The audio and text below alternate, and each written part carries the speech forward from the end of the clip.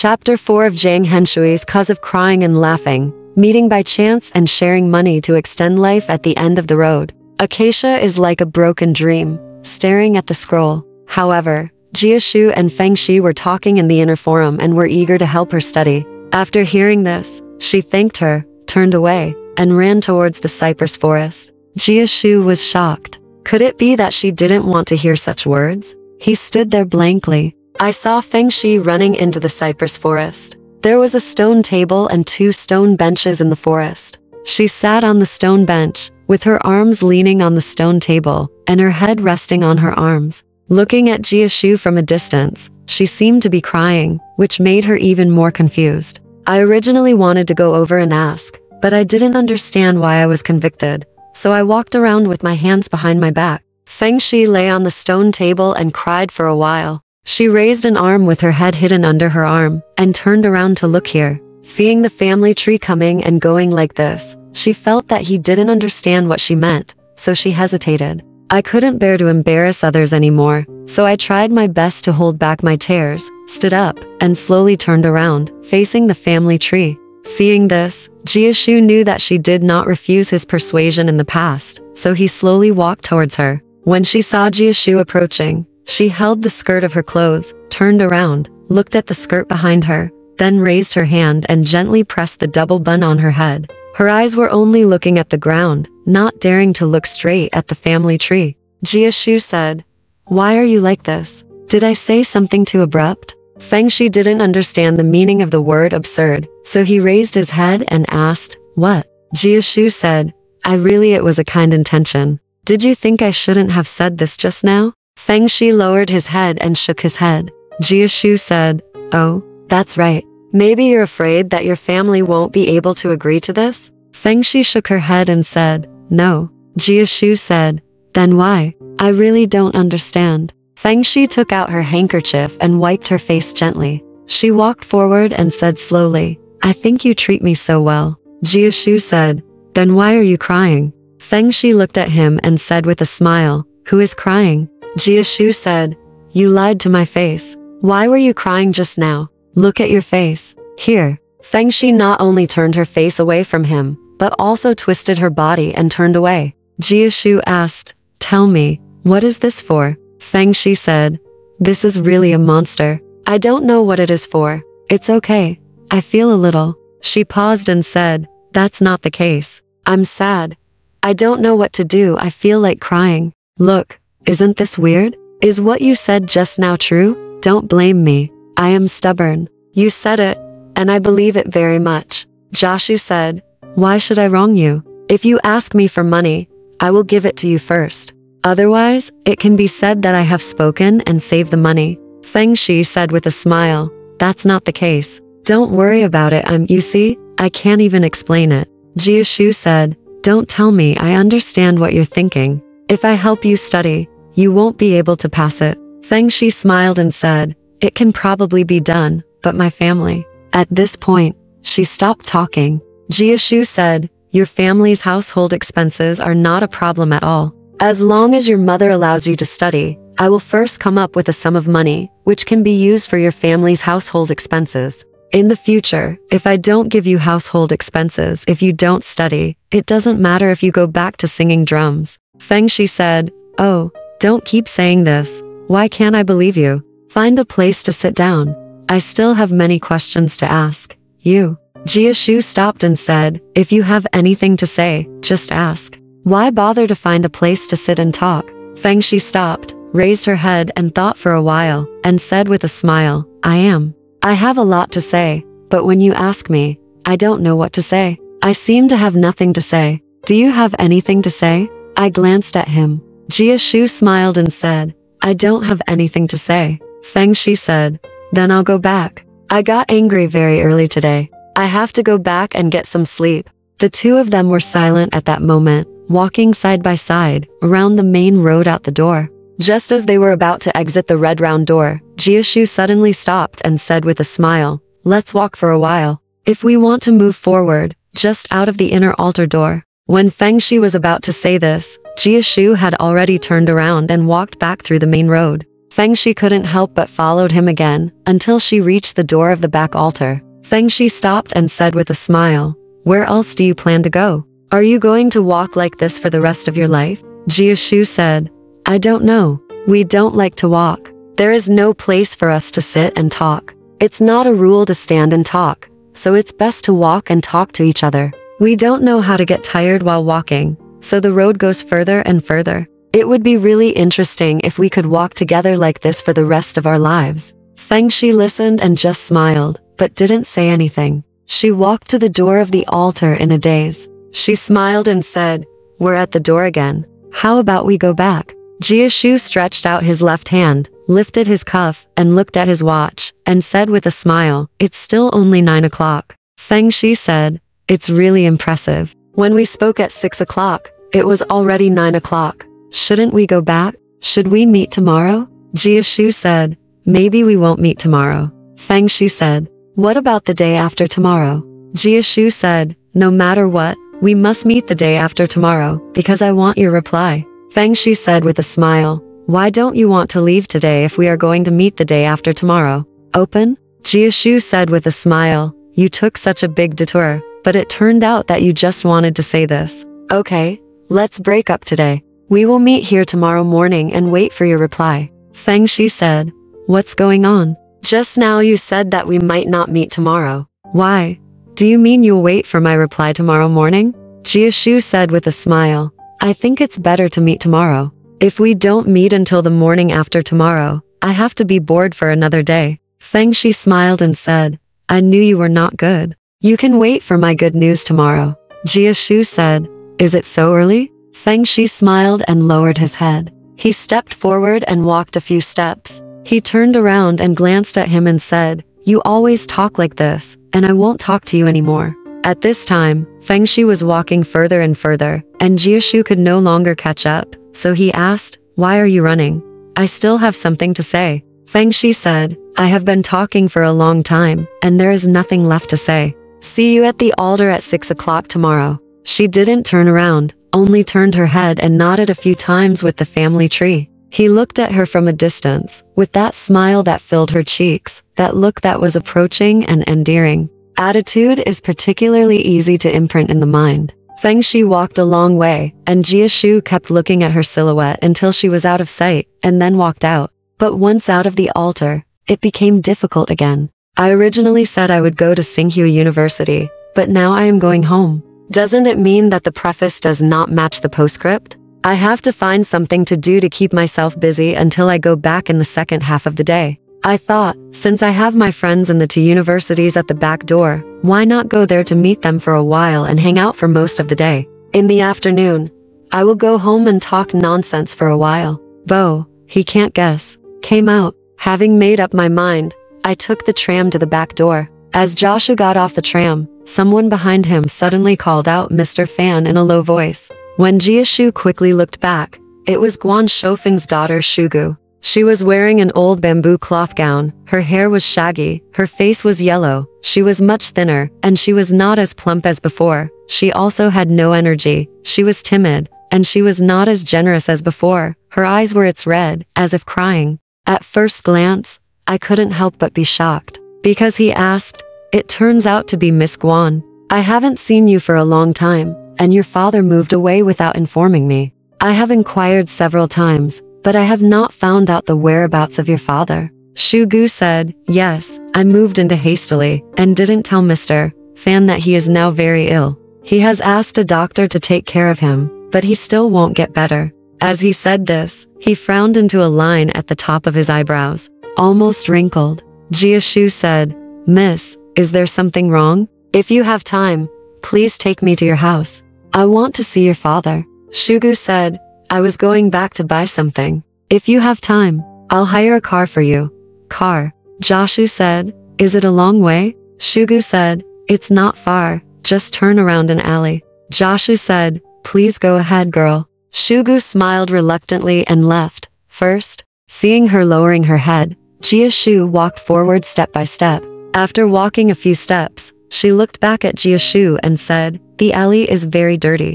We should hire a car." Jiashu said, "It doesn't matter. I don't usually like to ride in cars." Shugu just walked slowly like this. Suddenly she raised her head and almost reached the entrance of the alley. She walked a long way past her door, but stopped. He smiled and said, "It's terrible. I didn't even know I was walking in front of my house." Jiashu didn't say anything, but Shugu's face turned red. So she walked around, took the family tree back, walked to a black door, pushed the ajar door and walked in. This is a fake courtyard house. Only the north and south are houses. Although the houses are very old, they are still clean. As soon as I entered the gatehouse and turned to the window of a south room, I heard a groaning sound inside. Shugu said, "Dad, Mr. Fan is here." His father, Guan Shoufeng, sat on the bed inside. "Which Mr. Fan?" Jiashu said, "Uncle Guan, it's me. I came to see you sick." Shoufeng said, "Haha, you can't take it seriously." When he said this, his voice was very small, followed by a few more hums. Jiashu followed Shugu into the house. Shugu said, "Mr. Fan, just sit in the room outside and let me go in and tidy up the house. There are patients inside, and the house is in a mess." Jiashu was afraid of him. If there is anything in the house that cannot be made public, and if others are not allowed in, then they will not go in. Shugu went in and heard the sound of equipment being moved in the room inside. After a pause, Shugu was arranging her hair with one hand and holding the door with the other hand, and said with a smile, "Mr. Fan, please come in." Jiashu walked in and saw a quilt stacked against the wall on the bed above, with Guan Shoufeng lying on it with his head raised. He was wearing an old blue cloth jacket, and his arms were exposed. He was as thin as 2 pieces of dry wood. When he got closer and looked at his face, he saw that his cheeks were gone and his cheekbones were high. He stood up. His eye sockets were sunken again. There was no human shape anywhere. When he saw Jiashu coming forward, he nodded his head slightly and said intermittently, "Mr. Fan, you are a good friend. I'm going to die. How can any friend come to see me?" It was tragic to see him like this. Shugu moved the chair next to her and asked Jiashu to sit down. "Family tree. Look at his house. There are far fewer things than before, but it is still clean." There were a few sticks of incense that had just been lit and inserted into the cracks of the table. It was probably done by Shugu just now. When I saw that there was a piece of foreign currency and a few copper coins placed on the table, there was a piece of white paper printed with blue characters underneath, which was obviously a pawn ticket. When Jiashu saw it, he thought that Shugu was shopping on the street just now, but he didn't see her carrying anything. She probably came back after pawning. No wonder there were fewer things in the house. Yin asked Shugu, "How long have you been sick?" Shugu said, "You have been sick since you moved here, and have become heavier day by day, and you are still sick now. I have seen several doctors, but nothing works. We went back to the doctor again. I don't have any reliable relatives or friends, so I have to do everything. I don't know anything about it. I'm really anxious." As he said this, he crossed his hands and hung them on his chest, leaning against the table and standing still. He fell, opened his mouth again, and sighed silently. Seeing the situation of his father and daughter, Jiashu felt really pitiful. He had neither money nor manpower. He thought about it, and said to Shoufeng, "Uncle Guan, do you believe in Western medicine?" Shugu said, "As long as it can be cured well. It doesn't matter what the doctor is." But, at this point, he looked very hesitant. Jiashu said, "It doesn't matter about money. I can think of a way.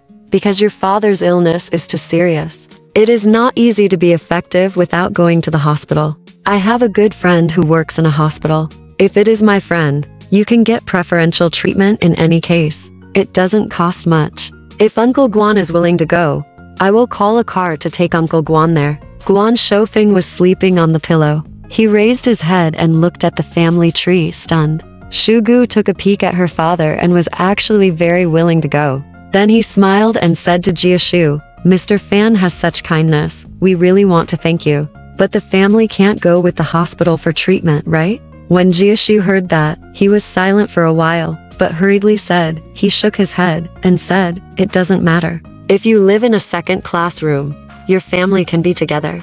I don't think your father's illness can be delayed for a moment. I have something to do, and I have to go home and ask the eldest lady to clean up. I'll be here in 2 hours at most." As he said this, he took out 2 5 yuan bills, put them on the table, and said, "Uncle Guan has been ill for so long, and he must have some odds and ends.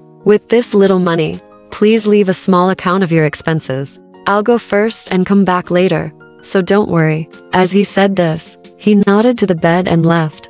He left in such a hurry that Shugu wanted to thank him, but it was too late. He was already gone. Shugu followed him all the way to the gate, staring at him as he walked away in the distance. There was no one in sight, and she still stared blankly. After a long time, Shugu turned around because she heard humming in the room inside. After entering the house, her father looked at the banknotes on the table and said with a smile, "Shugu, God, there is no end to the road." He hummed and said, and the smile on his face gradually he stopped, but there were 2 teardrops in the corners of his eyes, flowing down diagonally and dripping onto the pillow. Shugu also felt that there was a sweet and bitter feeling in her heart that she couldn't explain. He smiled and said, "It's rare to have a good person like Mr. Fan. Your illness will definitely be cured. Otherwise, how could it be such a coincidence that I would have taken everything for granted and met Mr. Fan today?" Guan Shoufeng felt much relieved after hearing this. Originally, the patient's spirit had to decide half of the disease. On this morning, Shoufeng felt that the illness was heavy and there was no way to raise the medical expenses. He was very anxious, and the condition of the disease naturally worsened. Now Fan Jiashu promised himself after looking for a hospital. He put down the money to use as pocket money, and he suddenly felt relieved. Secondly, he was a loyal person in his life, so this kind of generous act suited his taste, and he couldn't help but feel refreshed. So after Fan Jiashu left that day, he asked Shugu to fold the quilt and put it on the bedside. He leaned on it and raised half of his body. He watched Shugu pack the luggage and check the furniture, and felt very comforted in his heart. Shugu said, "You are a little better now. Lie down and have a sleep. Don't sit up for a long time, so as not to get tired again." Shoufeng nodded, but didn't say anything, still watching Shugu check things. After a while, he suddenly remembered something, and asked Shugu, "How did Mr. Fan know that I was sick? Did you run into him by chance on the street, or did he hear that I was sick and came here to see me?" Shugu thought, if Jiashu ran into him by chance, then his kindness would be completely lost. Even if it was not lost, his courage would be greatly reduced. Although she was very grateful for his kindness, she didn't know to what extent her father was grateful, so why not say it more concretely, so that her father would never forget it? Therefore, taking the opportunity of checking the box, he lowered his head and answered, "I heard that you were ill, and came to see you. How could it be such a coincidence that I met him on the road?" Shoufeng nodded again after hearing this. Shugu had just finished packing her things when she heard 2 car horns outside the gate. After a while, Jiashu came in and asked, "Have you packed your things? I have already booked a room in the hospital, and you can go too." Shugu said, "Mr. Fan has been out for a while and even went to the hospital. He is really busy for us. We feel bad." Her face flushed as she spoke. Jiashu said, "You are too polite, miss. Uncle Guan is ill, and there must be some things that need my help. If I do a little thing, you will feel bad. After this time, I will not be able to help." Shugu looked at him and smiled, and she didn't know what she said. She only saw her lips move slightly, but she couldn't hear what she said. Shoufeng was lying on the bed, just watching them being polite, and didn't say anything. Jiashu stood aside, and suddenly said, "I just remembered it now. How did Uncle Guan get on the bus? Miss, can you ask your neighbors in the same courtyard to help?" Shugu smiled and said, "It's not a big deal, I can do it." Jiashu saw that she said it was all right, so he didn't say anything more. At that moment, Shugu packed up her things, sent a quilt to the bus, and then dressed Shoufeng. She stretched out her hands, gently lifted Shoufeng, and held him horizontally in her arms. Without changing her expression, she calmly sent Shoufeng to the bus. Jiashu didn't expect that Shugu, a pretty girl, could have such great strength. Shoufeng was not only a patient, but also tall, and it was not easy to hold him up. According to this, Shugu's strength was not small. At that time, he put this matter in his heart and didn't say anything. Shoufeng lay down on the front seat of the car, while Jiashu and Shugu had to sit on the back seat each. The car started suddenly, and Jiashu was not paying attention and fell forward, almost falling on Shoufeng. Shugu was quick and stretched out her arm to block Jiashu horizontally, stopping him. Jiashu felt that he was too absent-minded and smiled. Shugu also smiled for no apparent reason. When Shugu retracted her hand, he thought of her arms, which were round and white, in line with what modern people call muscular beauty. This is exactly the quality that all beauties from Yanzhou have, which Jiangnan women can never dream of. Thinking so in his heart, he couldn't help but raise his head and look at Shugu's arms folded in front of her chest. Suddenly Shofeng snorted, and he looked up at the patient's haggard color and dispelled the idea, just now. Not long after, they arrived at the hospital gate, and the hospital servants carried the patient into the ward. Shugu followed Jiashu into the second-class ward, which was spacious and clean, and naturally felt much more comfortable than at home. Jiashu had been making sure they were settled. The doctor came to see her and said that the patient could still be cured. Then he comforted her and left with a few words. Shugu asked and found out that the ward cost 5 yuan a day, and some medicines were not included. This hospital was run by foreigners, and Jiashu had never met him. He had already paid 100 yuan for the medical expenses. She couldn't help but be a little confused. Mr. Fan was just a student and didn't have much spare money. Why was he so generous to my father? My father was so old, and he was a young boy. There was no possibility for them to be friends. So why did he treat us so well? My father was sleeping soundly on the bed. She sat on a short couch under the bed and thought deeply. She kept thinking like this until her face turned red. She still warned herself, my father had just been transferred from home to the hospital, and there was no hope of his illness getting better. Why did she think about these irrelevant things? So the doubt was put aside. Since this weather, Joshua would visit Shofeng in the hospital every other day or so. After about a week, Shofeng's condition really improved. However, his body was very serious. Even though he was no longer in danger, he still had to recuperate in the hospital. The doctor said that he had to stay for 2 or 3 weeks. Shugu was very embarrassed when she heard this. If she wanted to stay, where would she get the money to pay the hospital? If she didn't stay, wouldn't all her efforts be wasted? But at this difficult moment, the hospital staff sent a receipt in, saying that the money was paid by Mr. Fan, and asked the eldest daughter of the Guan family to accept the receipt. Shugu took the receipt and saw that another 50 yuan was paid. Why did he give me this receipt? It was obviously to let me know not to worry. This person really thought about everything he did. It seems that my father's illness can be treated here without any worries. After she made up her mind, she left the hospital and often went home to visit. A few days ago, I was worried about the patient. Now that I feel better, I brought several drum lyrics books at home to the hospital. This afternoon, Joshua came to visit again. It happened that Shofeng was already asleep in bed. Shugu held a small book and sat on the chair in front of the bed to read it. She seemed to be very interested. She looked up and saw Joshua coming in. She hurriedly stuffed the small book under her father's pillow, but Joshua had already seen the title on the book, which was Liu Zhangnu. Joshua said, "Uncle Guan is sleeping soundly, don't wake him up." As he said that, he waved his hand to her. Shugu smiled, bent down, and asked Joshua to sit down. Joshua smiled and said, "Miss, do you know a lot of words?" Shugu said, "I don't know many words, but my father taught me to read to books. I usually read a tabloid, half reading and half guessing." Joshua said,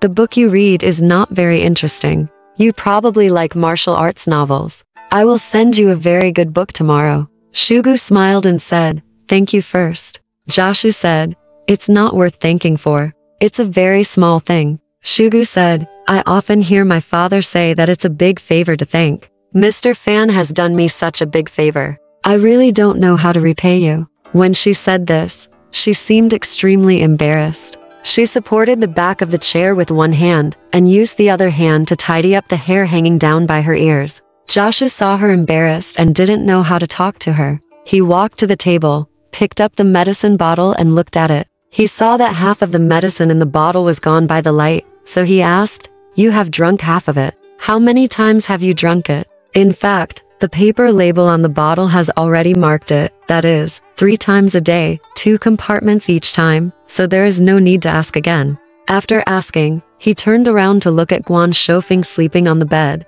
and there was still a constant snorting sound. So he said, "Uncle Guan is asleep. I won't disturb him. I will go back. Goodbye." When he said goodbye, of course there was a little smile on his face. Shugu was surprised again. "If you say goodbye, Then say goodbye. Why do you smile so much? Then she thought that Fan Jiashu's visit every time might have other meanings, and it is unknown. In my heart, I kept thinking that this person has good intentions, but even if he doesn't express it, I know it. Just as Shugu was thinking further, Jiashu came to visit the patient the next day and brought a copy of Heroes of the Children. Shugu did not feel any deep feelings when she read the novel that day. After 3 days and 3 nights, she read Heroes of the Children. When she saw that Mr. N was going to marry the 13th sister, she began to doubt again. Could it be that there was a Zhang Jinfeng in his family who deliberately gave me this book? This person seems to never say clearly when doing things, just let others guess.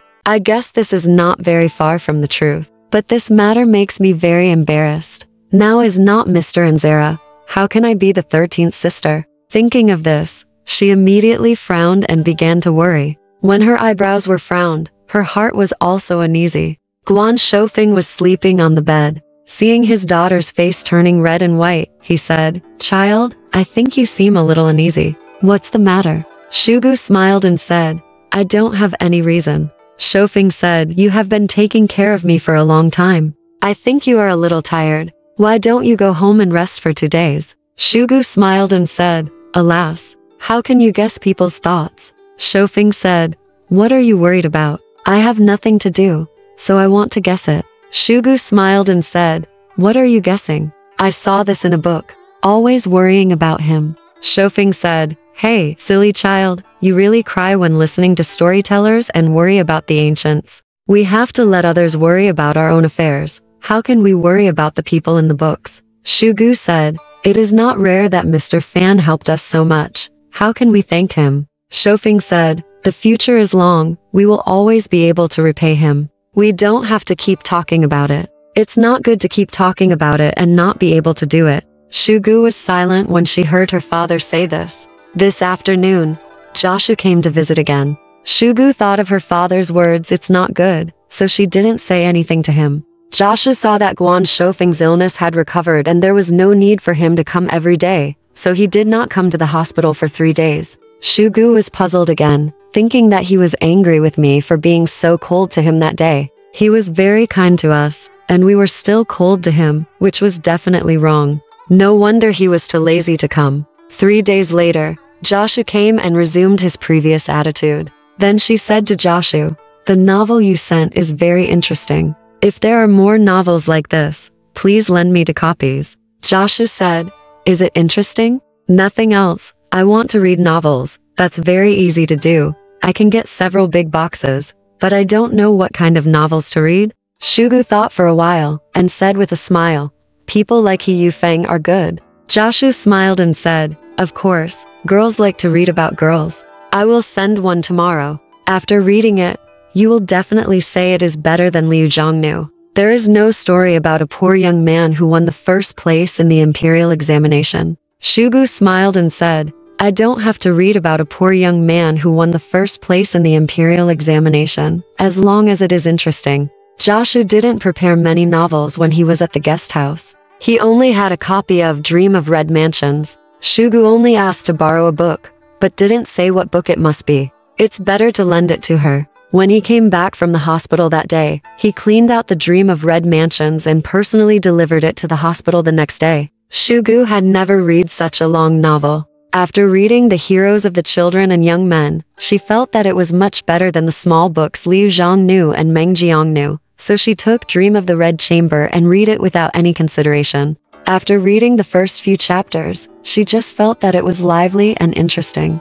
After reading the books, she thought to herself that it was fortunate that her father had not asked me what the book was about. Therefore, she only rolled up the Dream of the Red Chamber that she was reading and put it on her body. She took it out and sat far away from her father to read it. The rest were wrapped in newspapers and put in the package. The Heroes of the Children and Young Men was still on the table. On top of the heroes, there was a book, The Great Response, that her father advised her to read. Although Guan Shoufeng could recognize the characters, he could not bear to read the book. He thought that Shugu read the book just to relieve her boredom, and he did not want to read it, so he did not ask. After reading for 2 days, Shugu felt reluctant to put it down for a moment. On the 3rd day, Jiashu came to visit again. He asked Shugu if the book was good and what part of it she had read. Before Shugu could answer, her face turned red. She turned her back to the bed so that the patient could not see her. She hesitated for a while and said casually,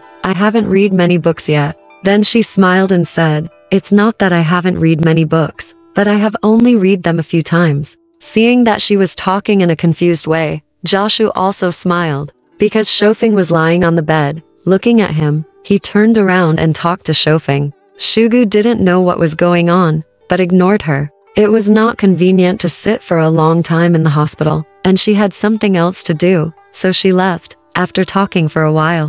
Shugu saw Jiashu coming and going in such a hurry, and thought that he was embarrassed. If he was embarrassed, why did he show me this kind of book again? I saw that he was a little evasive when he asked me questions. Could it be that he had left some handwriting in the book? Thinking of this, it seemed that this guess was quite right. After my father fell asleep, I quickly opened the bundle and took the unread books in my hands and shook them. Then I flipped through the pages for a while. When I turned to the last book, there was indeed a half-cut red 8-line page. My heart skipped a beat. When I picked up the paper and read it, it said on September 9th, I read Dream of Red Mansions to this point. I can't bear to finish reading it. Shugu guessed that it had nothing to do with her, so she rewrapped the book with peace of mind. However, Dream of Red Mansions was more interesting to read.